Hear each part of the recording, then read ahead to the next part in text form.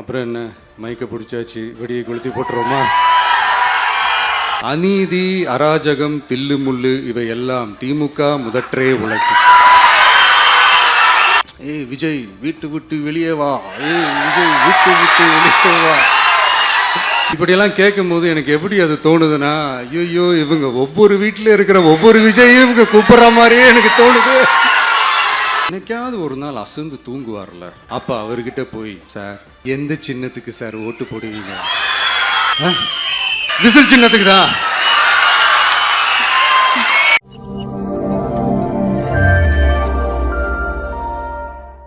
நம்ம கட்சியினுடைய 2வது ஆண்டு விழா, அதாவது 3rd இயரோட தொடக்க விழா இன்னைக்கு தமிழ்நாட்டில் ஒரு மிகப்பெரிய ஒரு கட்சியாக நம்ம வளர்ந்து இருக்கிறோம் அப்படின்னா அது உங்களால் தான். ப்ளஸ் நம்மளை நேசிக்கிற கோடிக்கணக்கான மக்களும் தான் அதுக்கு ஒரு மிக முக்கிய ஒரு காரணம். நீங்கள் தான் என்னுடைய ஒரு மிகப்பெரிய ஒரு பலம். உங்களை நம்பி தான் நானும் நம்ம கட்சியும் இருக்கிறோம். இதை நான் சொல்லி தான் உங்களுக்கு தெரியணும்னு அவசியம் இல்லை, இது உங்கள் எல்லாருக்குமே நல்லா தெரியும்.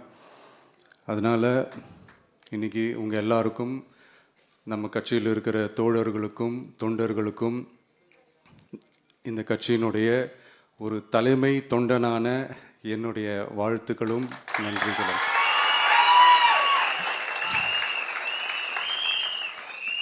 அப்புறம் என்ன, மைக்க பிடிச்சாச்சு, வெடியை கொளுத்தி போட்டுருவோமா?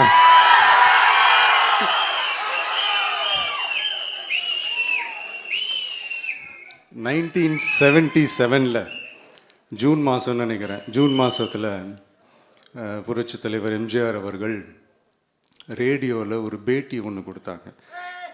அதில் பேசும்போது சொன்னாங்க, பேரறிஞர் அண்ணா அவர்கள் இருந்த இடத்தில் இப்படிப்பட்டவர்களும் அமர்கின்ற ஒரு நிலைமை ஏற்பட்டுச்சேன்னு எண்ணி எண்ணி கண்ணீர் வடித்தேன்.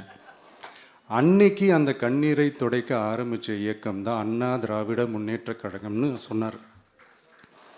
அதே மாதிரி 2017க்கு அப்புறம் 2021க்கு அப்புறம் தமிழ்நாட்டுடைய நிலைமையை பற்றி யோசித்து பார்த்த நம்ம தமிழக மக்கள், காமராஜர் அவர்கள் இருந்த இடத்தில், அண்ணா அவர்கள் இருந்த இடத்தில், எம்ஜிஆர் அவர்கள் இருந்த இடத்தில் இப்படிப்பட்டவர்களும் அமர்கின்ற ஒரு நிலைமை ஏற்பட்டுருச்சேன்னு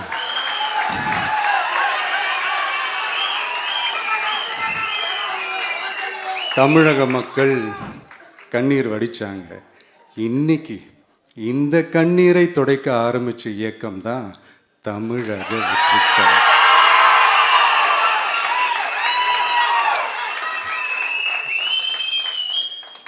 இப்படியெல்லாம் நம்ம பேசுறதுனால கண்டிப்பாக சில பேர் கொந்தளிப்பாங்க. அது பற்றில நம்ம கவலைப்படக்கூடாது, ஏன்னா கொந்தளிக்கிறது தான் அவங்களுக்கு வேலையே. புரிஞ்சுங்களா அவங்களுக்கு? ஏன்னா எம்ஜிஆர் அவர்கள் கட்சி ஆரம்பித்தப்போ, ஏன் அவர் ஜெயிச்சதுக்கப்புறம் கூட சட்டசபையில் கூட ஏதோ ஒரு நடிகர் கட்சி வந்திருக்குதான், ஏதோ ஒரு புதிய கட்சி வந்திருக்குது, புரட்சி தலைவர்னு ஒருத்தர் வந்து, இப்படியெல்லாம் கேலியும் கிண்டலுமா. அதனால் யார் அரசியலுக்கு வந்தாலும் இப்படி கொந்தளிக்கிறது தான் அவங்களுடைய வேலையே. அப்படி தான் நாம் அரசியலுக்கு வந்ததுக்கப்புறம் கூட இந்த விஜய்க்கு என்ன அனுபவம் இருக்குது, எம்ஜிஆர் அவர்களுக்கு எவ்வளோ அனுபவம் இருக்குது தெரியுமா? 52லேருந்து 72 வரைக்கும் அந்த 20 இயர்ஸ் திமுகவில் இருந்த ஒரு அரசியல் அனுபவம் எவ்வளோ இருக்குது தெரியுமா? விஜய்க்கு என்ன பெரிய அனுபவம் இருக்குதுன்னு கேட்டால் அதே வாய் தான் அன்னைக்கு எம்ஜிஆர் அவர்களை பார்த்து, அன்னைக்கு எம்ஜிஆர் அவர்களை பார்த்து, அரசியல் அரிச்சுவடி தெரியாதவர், கவர்ச்சியை மட்டுமே நம்பி இருக்கிறவர், அட்டக்கத்தி, வாய் விளம்பர வள்ளல், இவருக்கு கேள்வி மட்டும்தான் கேட்க தெரியும், பதில் சொல்ல தெரியாது, நிருபர்களை சந்திக்க மாட்டார், டெல்லியை வகச்சிக்க மாட்டார், மேலே இருந்து அவருக்கு அவ்வளோ ப்ரெஷர் இருக்குது, அப்படி இப்படின்னு சொன்னதும் அதே வாய் தான். அதனால் எம்ஜிஆர் அவர்களை மட்டும் இல்லை, அவருடைய தொண்டர்களை கூட விட்டு வைக்கலை. அது என்னது, இந்த பளபளப்பு ஜொலி ஜொலிப்பை பார்த்தா பல்லிழிப்பவங்க, இப்படியெல்லாம் கிண்டலும் கேலியுமா. இது எல்லாம் மக்கள் ஒரு மாதிரி சைலண்ட்டாக வாட்ச் பண்ணிக்கிட்டு என்ன பண்ணாங்கன்றது உங்களுக்கே நல்லா தெரியும். அவர் ஜெயிச்சதுக்கப்புறம் இந்த அரசியலில் பழந்துன்னு கொட்டை போட்ட அனுபவிச்சாலையும் இருப்பாங்கன்னு சொல்லுவாங்கள்ல, அவங்க எல்லாருக்குமே அந்த கோட்டைன்றது ஒரு பகல் கனவாகவே மாறிடுச்சுன்னா பார்த்துக்கோங்க. 77 மாதிரியே இப்போவும் அந்த பழைய தேஞ்சு போன, துருபிடிச்சி போன, நஞ்சு போன அதே அந்த பழைய வெப்பனையும் இப்போவும் கையில் எடுக்கிறாங்க. அதனால் மை டியர் ஜென்டில்மேன், டெக்னாலஜிலாம் வளர்ந்து வேற எங்கேயோ போயிட்டுருக்கு. அட்லீஸ்ட் உங்கள் டெக்னிக்கையாவது கொஞ்சம் மாற்றுங்க பாஸ்.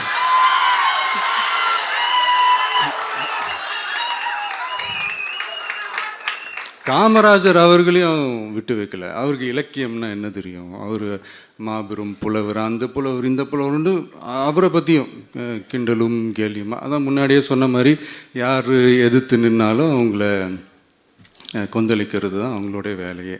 ஸோ இப்படி அவங்க பண்ணுற தப்பெல்லாம் நம்ம எடுத்து சொன்னால், அவங்க பண்ணுற அட்ராசிட்டியை பற்றி நம்ம எடுத்து சொன்னால், அவங்க பண்ணுற அந்த ஊழலை பற்றி தான் நம்ம எடுத்து சொன்னோம். முக்கியமாக நாம் அதை எடுத்து சொன்னால் 50 வருஷத்துக்கு முன்னாடி இருக்கிற அதே தகர டப்பாவை எடுத்து உருட்ட ஆரம்பிச்சிருவாங்க.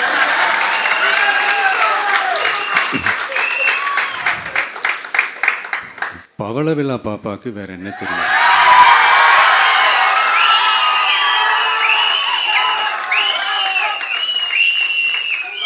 பழைய டப்பாவை உருட்டதானே தெரியும். அதுக்காக நாம் அவங்க பண்ணுற தப்பெல்லாம் சொல்லாமல் வெளியே சொல்லாமல் இருக்க முடியுமா? சொல்லுவோம், சொல்லிக்கிட்டே இருப்போம்.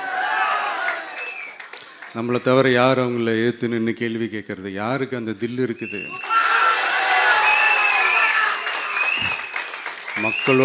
மக்களோட ஒரே பிரதிநிதி நாம் மட்டும்தான். ஸோ இப்படி இருக்கிற இந்த நிலைமையில் இன்னைக்கு இந்த டிஜிட்டல் உலகத்தில் திருவள்ளுவர் இருந்திருந்தாருன்னா இந்த தீய சக்தியை பற்றி என்ன திருக்குறள் எழுதியிருப்பாரு? ஒரு கற்பனையா, அநீதி, அராஜகம், தில்லுமுள்ளு இவையெல்லாம் திமுக முதற்றே உலகு.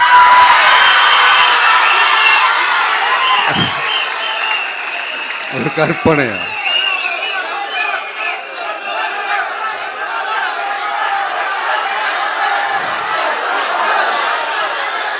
அநீதி, அராஜகம், தில்லுமுள்ளு இவையெல்லாம் திமுக முதற்றே உலகு.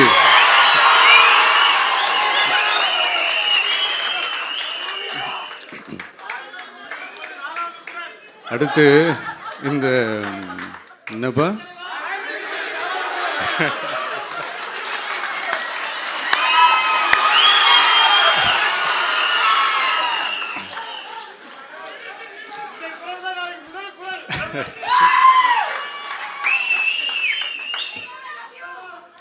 அடுத்து இந்த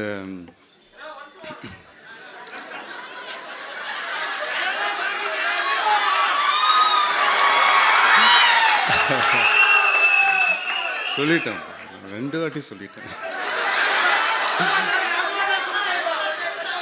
அநீதி, அராஜகம், தில்லுமுள்ளு இவையெல்லாம் திமுக முதற்றே உலகு.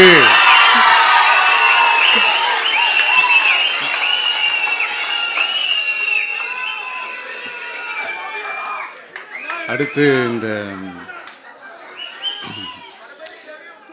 இந்த மும்முனை போட்டி, 4 முனை போட்டி அப்படிலாம் சொல்கிறாங்களே, சரி அவங்கள பொறுத்த வரைக்கும் அப்படியே இருக்கட்டும். அதில் மாபெரும் மக்கள் சக்தியாக நம்ம அணி ஒரு பக்கம், அடுத்து திமுக தலைமையில் மற்ற கூட்டணி கட்சிகள் ஒரு பக்கம், அடுத்து பாஜக தலைமையில் மற்றும் பலர்.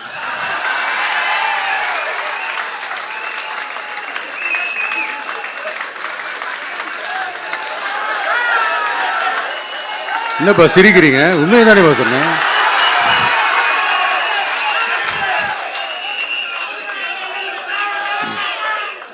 ஸோ ஸோ இப்படி எத்தனை சக்திகள் எத்தனை பேர் வந்தாலும் திமுகவை வீழ்த்துறதுக்கு மாபெரும் மக்கள் சக்தியான நம்மளால் மட்டும்தான் முடியும். நம்ம டிவிகேவால் மட்டும்தான் முடியும்.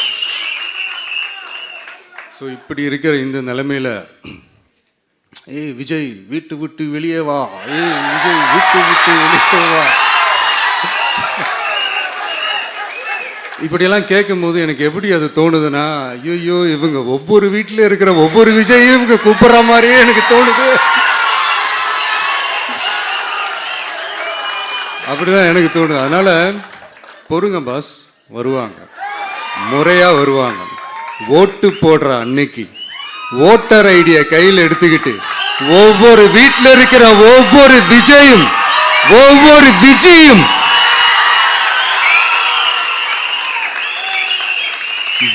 பூத்தா காலையிலே வந்து நிப்பாங்க பாருங்க. அன்னைக்கு தெரியும் பாருங்க, ஏண்டா இந்த விஜய கூப்பிட்டோம்னு.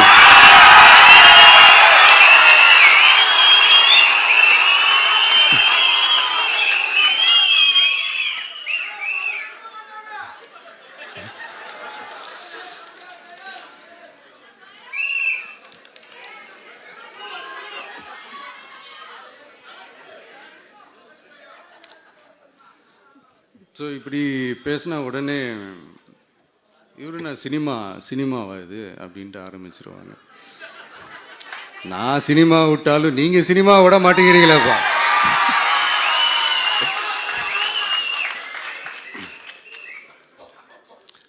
அப்புறம் இன்னொரு ரீசெண்டாக அந்த ஒரு விஷயம் போயிட்டுருக்குல்ல, இந்த கருத்து கணிப்பு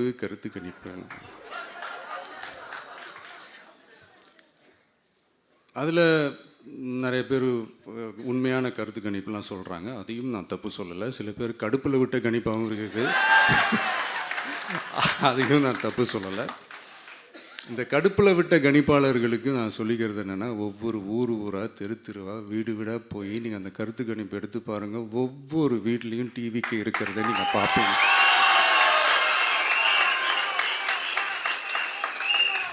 அப்படி சப்போஸ் உங்களுக்கு அது ஷாக்கிங்காக இருந்துச்சுன்னா ரப்பர் வச்சு எல்லாத்தையும் அழிச்சிட்டு மறுபடியும் முதல்லேருந்து எடுத்து பாருங்கள், அதே ரிசல்ட் தான் வரும்.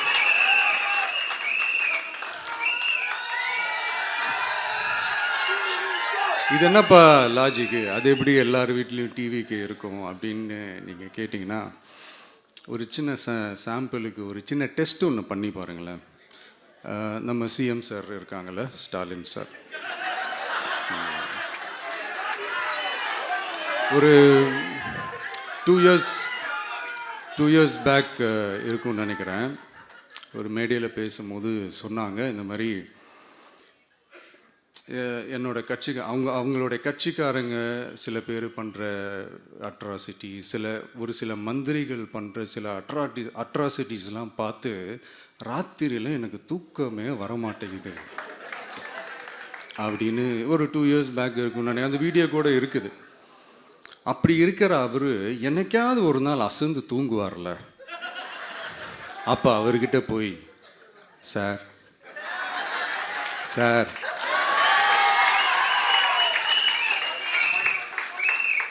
எந்த சின்னத்துக்கு சார் ஓட்டு போடுவீங்க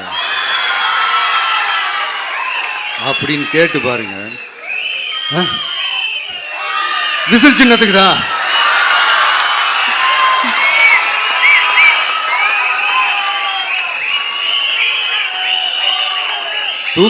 தூக்கத்தில் இப்படி டப்புன்னு எழுப்பி கேட்டால் டப்புன்னு உண்மையை போட்டு உடைச்சிருவாங்க. அதுக்கு சொன்ன அப்படி இருக்கிற இந்த நிலைமையில் டிவிக்கே வந்து சிட்டியில் தான் இருக்குது, டவுனில் தான் இருக்குது, வில்லேஜ் சைட்லலாம் இல்லை அப்படின்னு சொல்கிறவங்களுக்கு இந்த மாதிரி சில டெஸ்டெல்லாம் பண்ணி பாருங்கள், தெரியும்.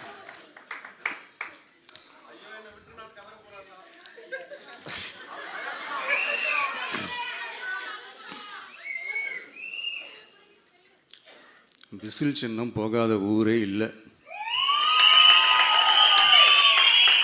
விசில் சின்னம் எங்கெல்லாம் இருக்குதோ அங்கெல்லாம் டிவிக்கே இருக்குதுன்னு அர்த்தம்.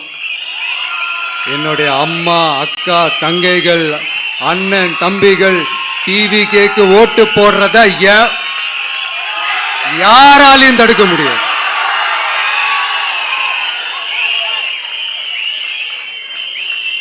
ரத்த சொந்தமா நம்மளை நினைக்கிற நம்மளோட வகையறாக்களை எந்த கட்சியாலையும் எவ்வளவு விலை கொடுத்தாலும் வாங்கவே முடியாது.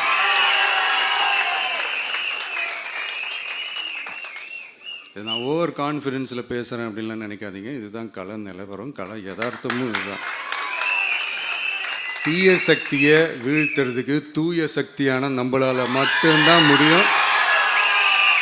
இந்த 2026 சட்டமன்ற தேர்தலில் டிவிக்கே தான் மக்களோட ஒரே ஆப்ஷன். Otherwise no diversion.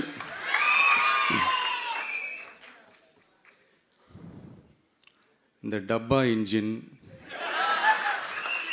ஓட்டை இன்ஜின், எவ்வளோ இன்ஜின் வந்தாலும் டாப் இன்ஜின்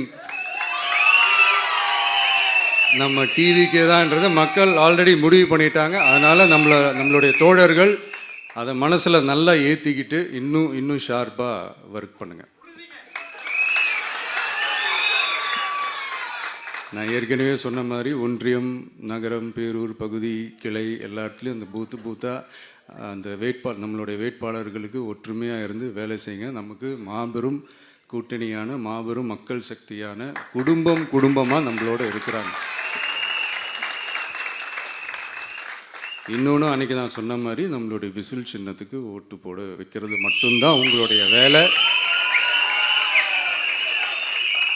மற்றதெல்லாம் மக்களோட சேர்ந்து நான் பார்த்துக்கிறேன்.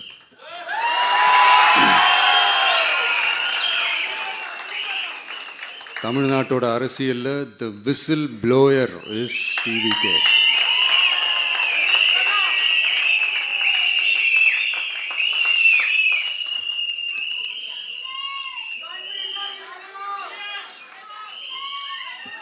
நம்ம மக்கள் இந்த விசில்ல ஊதுல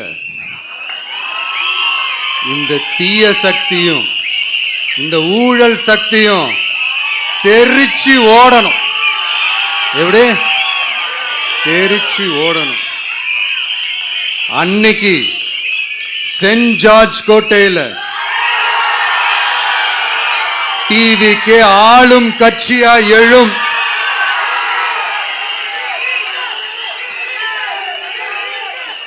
உங்களோட நான் இருக்கேன், நம்மளோட நம்ம மக்கள் இருக்கிறாங்க. இதுக்கு மேல என்ன வேணும்? கான்ஃபிடென்ட்டா இருங்க, நல்லதே நடக்கும், வெற்றி நிச்சயம். மீண்டும் சந்திக்கும் வரை நன்றி, வணக்கம்.